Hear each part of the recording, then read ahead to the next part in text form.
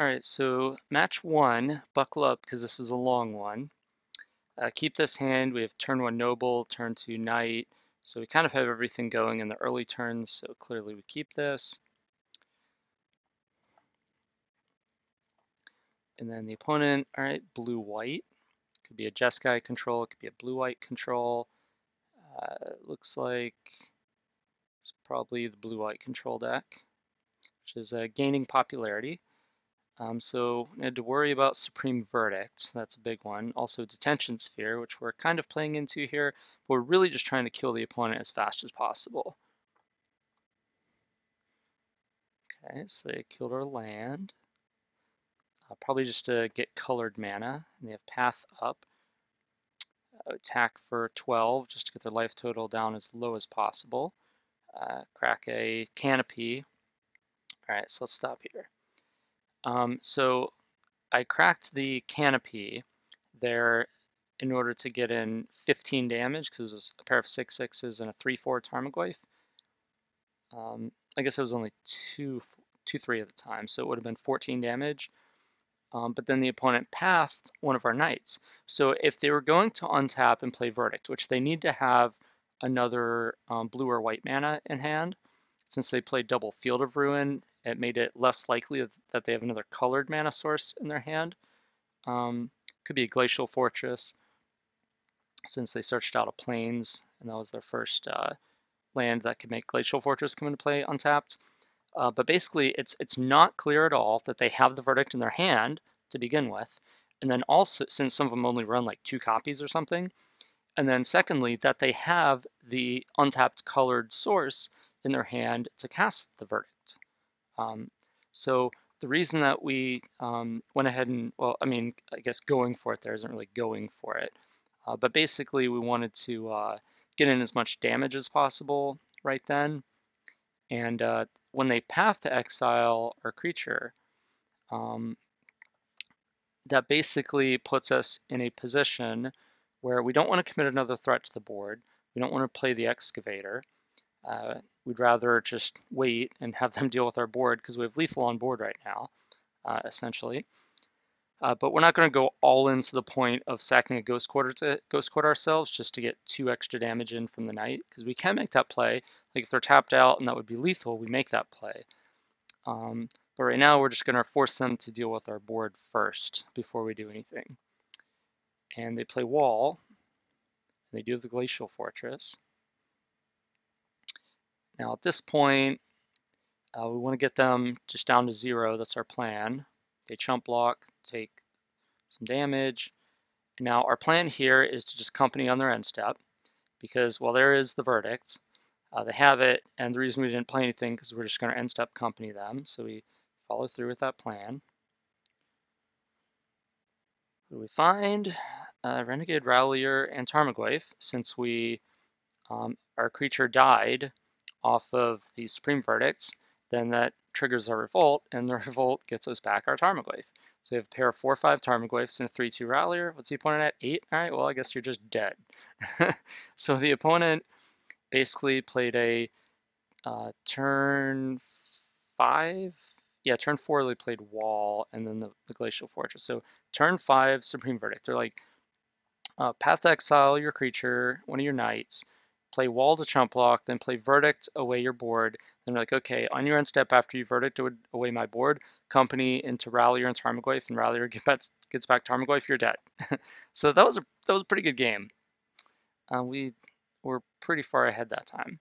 Now, what we want to do in this matchup, we want to bring in basically everything we can bring in. We want to board out the path to exiles, so we bring out four paths. The Dramoka's command doesn't do a lot in this matchup. Can get rid of a detention sphere, but that's about it. And you usually only run like 1 or 2 copies of that. It's just a little narrow. We have better cards. And then I brought out 2 Birds of Paradise, because if their plan is to Supreme Verdict us, like all our mana dorks are just trying to get swept away underneath the Wrath, along with the creatures that really matter. So just basically the game's gonna go long, so there's no reason to accelerate into our cards. We'll just play them slower. So we cut 2 of the birds and the 4 paths and the 1 Dramoka's command, and we brought in 2 Kitchen Finks, 1 Nissa, 1 Selfless Spirit, another Ooze, a Thalia, and the Kasali Pride Mage. So I feel like Pride Mage was just an upgrade from Dramoka's command as an answer to Detention Sphere, because we can company for it, and it's just a creature that can do stuff. Brought in the Ooze because of Snapcaster Mage, and just if they verdict us, it's a very formidable threat that'll kill them on its own when all our creatures are in the graveyard. Selfless Spirit can basically counter a verdict, even though it's uncounterable. It makes our creatures indestructible. Nissa is a threat that can survive a verdict. Finks can kind of survive a verdict the same way. It comes back.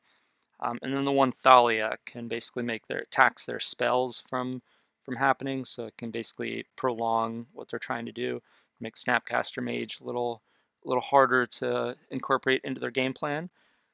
So that's how we sideboarded.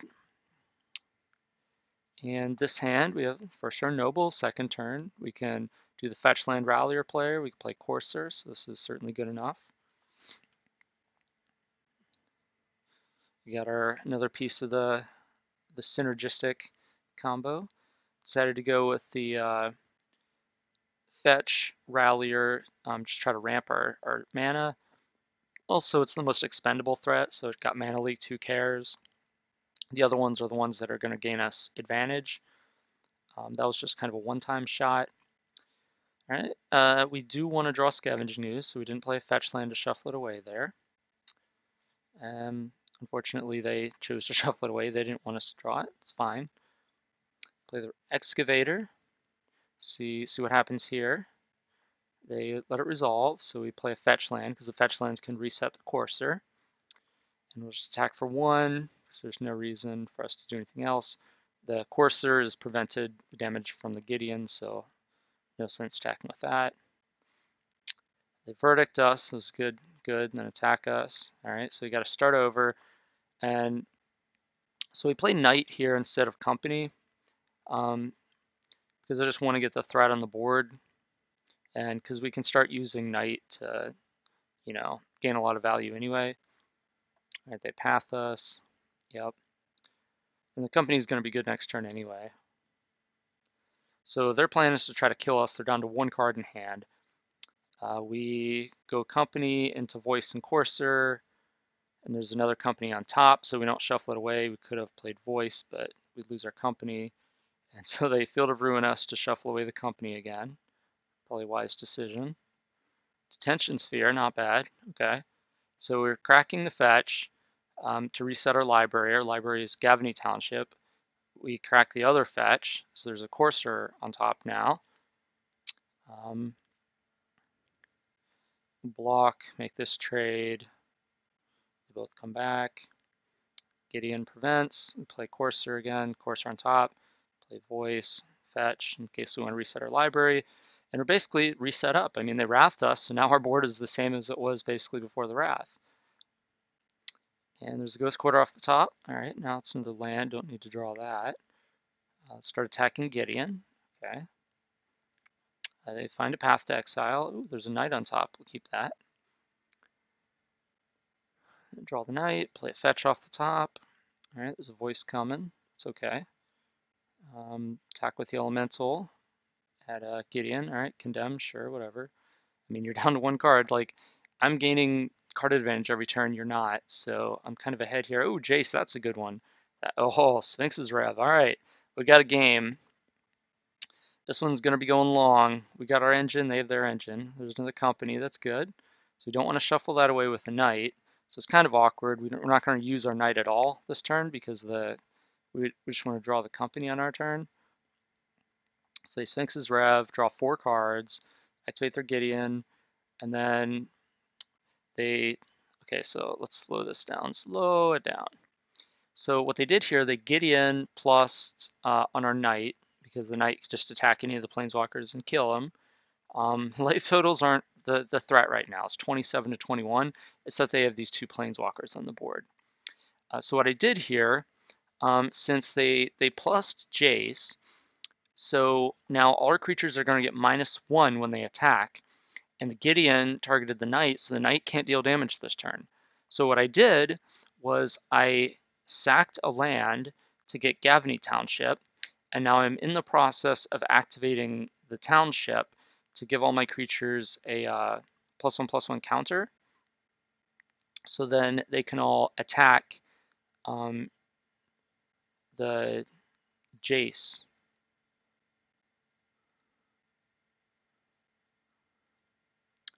So I tap the land for mana, then I tap township, land, land, land. So that's 5. Activate. So all my creatures get a +1/+1 counter. So now, since they're 3 power, they attack, and then Jace triggers, and they get the minus. So then they're 2 power each. So that's still enough to kill the Jace. So the Gideon, I figured, was like, okay, whatever. You're basically just keeping the knight in check. But I really want to get this Jace off the board so you can't keep drawing cards off of it.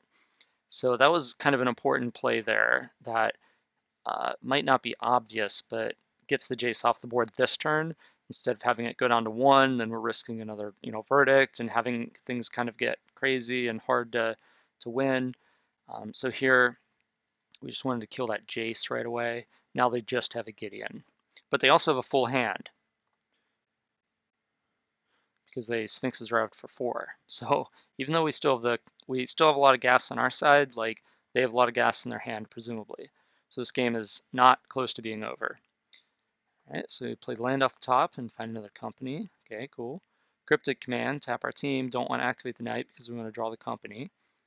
And we don't want to play the company because we want to draw the company first. So we'd rather just wait, be patient.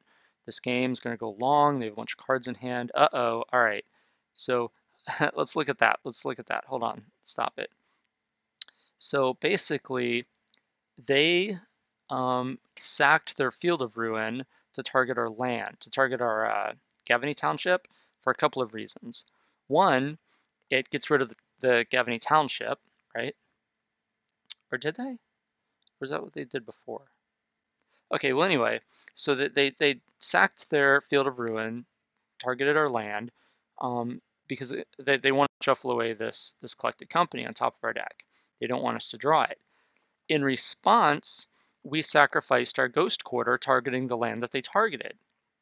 Okay, because the Field of Ruin says each player searches their library, so it's not optional. It's mandatory. You must search. You don't have to find, but you have to search, which means you have to shuffle afterwards. Whereas Ghost Quarter says its controller may search their library for basic land. So the search is optional with Ghost Quarter. So even though they kind of feel like the same card, this one's a may and this one is mandatory. So in response to the Field of Ruin targeting our land, we sacked our Ghost Quarter targeting our own land, so we don't have to shuffle away the company. And also the upside is now there's no longer a target for Field of Ruin, which means they don't get the basic land either. So I made that decision because I just mostly wanted to draw the company, but it also keeps them from having a land. So I wanted to point that out. Now, let's see, the Gideon targeted our knight and played another creature. Now we're just going to use Scavenging Ooze a bunch. We're exiling their graveyard instead of trying to make it bigger by exiling our creatures, because we're trying to we're thinking ahead to their Snapcaster mages. All right, now we're attacking Gideon, and we're pumping Ooze to be big enough to kill the Finks and survive. Then we're going to exile the Finks with its persist ability on the stack. So now we have a 5/5 Ooze, and they don't get their Finks back. And since there's a knight on top, it's like, well, whatever. We're probably just going to use the company. We might draw it first. We'll see what's happening. But no need to really act yet, because of course, if they verdict us, we want to company afterwards. So we're not companying now, and that's probably the plan we're on. So we're just going to sit. They're at 29 life, whatever. We got 4 damage on their Gideon. They play Vendilion Click, interesting. Target us. Take Collected Company, we draw the knight. And now we're going to activate this knight because we don't, I mean, our plan is to play Collected Company. We basically just, want to use the knight to get value. So we're just turning a land into a Horizon Canopy, and there's nothing we really need to do. So we cast Collected Company.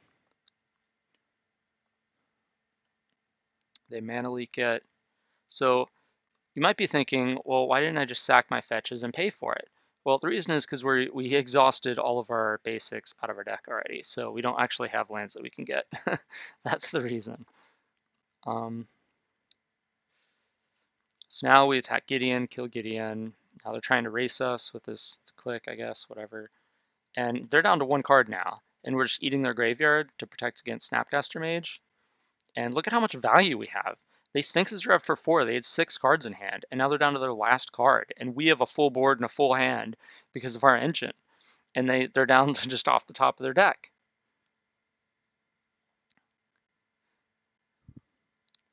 And we're keeping one open each turn if you notice that, in case they have the Snapcaster, so that we can target their thing in response. In case I wasn't clear what I was talking about there, we want to always, whenever we're like eat your card out of the graveyard, eat your card out of the graveyard with the ooze, we don't want to tap out. We want to leave like the canopy untapped when we do that, because if we tap out at the end, they can go, all right, now that you're tapped out, I'm going to cast Snapcaster targeting like my Sphinx's Rev or something and cast Sphinx's Rev.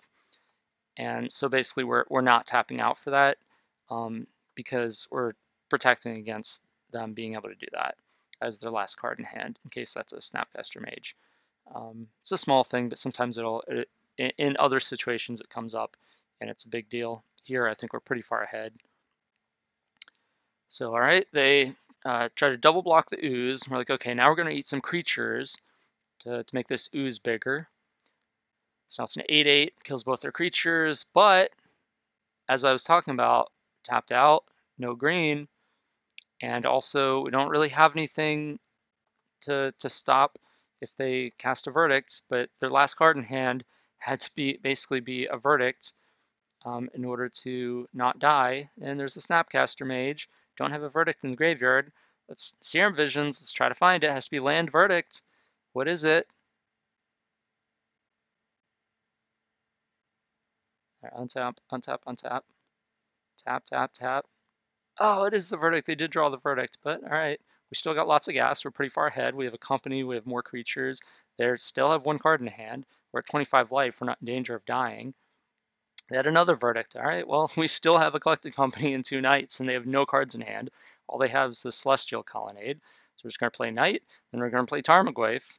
And we still have collected company Knight in hand. All right, well, you got rid of one of our knights. Okay.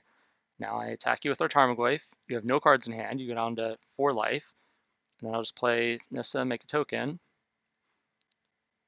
Rest in peace. Okay, well, that's good. That deals with Tarmogoyf. Great draw, Eternal Witness. Who cares? We're still pretty far ahead. And now we will cast Eternal Witness and play Scavenging Ooze and minus the Nissa, put a counter on all the creatures, attack, and you're dead. This is the most you could do is activate Colonnade, chump, or block the Knight, and then you still take 4. So I figure even if the opponent drew a removal spell, like a Path to Exile, you go Path 1, block the other, take 2, go to 2, and we still have 3 lethal attackers, and they have no cards in hand. So, and we still have a company in our hand too, and a canopy on the board. So this deck, as you can see, like this blue-white control deck is supposed to have inevitability when the game goes long. But as you can see, I have 16 cards in my library and they have 18. So like this game went very long and we just out-attritioned them because we're just a better attrition deck. I mean, they cast Sphinx's Revelation, they Detention Spirit are things, they cast like all of their Supreme Verdicts. I think they cast 2 or 3 copies of it. And like it's still, we just fought through all of their attrition. So that's what this deck is capable of. It's capable of just out attritioning the other attrition decks. One downside, as you can see, neither of us have clocks. So got to be careful and you got to play as fast as you can. This is game 2 also, so there's no time for game 3. If you're playing in paper Magic, sometimes you're going to have to win 2-0 in these matchups. But yeah, so that was blue-white control. We just out-controlled them.